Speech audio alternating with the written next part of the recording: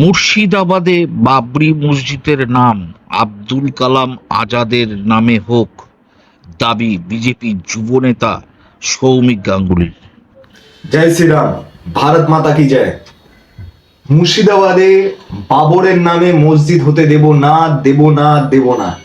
তাতে যদি সৌমিক গাঙ্গুলি, নোয়াপাড়া বিধানসভা থেকে বলছি, এই সৌমিক গাঙ্গুলির যদি ওইখানে বাবরের নামে মসজিদ হয়, সৌমিক গাঙ্গুলির ডেড বডির ওপর মসজিদ হবে। সেটা যে কেউ হোক না কেন, কেউ যদি আমাকে সাম্প্রদায়িক মনে করে, সাম্প্রদায়িক আমি তো বলছি আব্দুল কালাম আজাদের নামে হোক মসজিদ, কিন্তু বাবরের নামে মসজিদ নয়।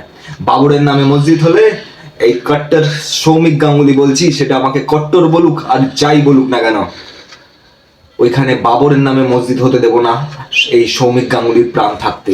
মুর্শিদাবাদে হুমায়ুন কবির হোক আর যেই হোক না কেন, সৌমিক গাঙ্গুলির ডেড বডির ওপর মসজিদ হবে। তাহলে হিন্দুরা তো ঘুমোচ্ছে, জেগে ঘুমোয়, সুতরাং কেউ আমার পেছনে আসলো কি আসলো না, এই সৌমিক গাঙ্গুলির প্রাণ দিতে রাজি আছে হিন্দুর জন্য।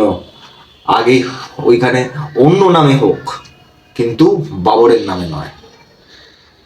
ধন্যবাদ।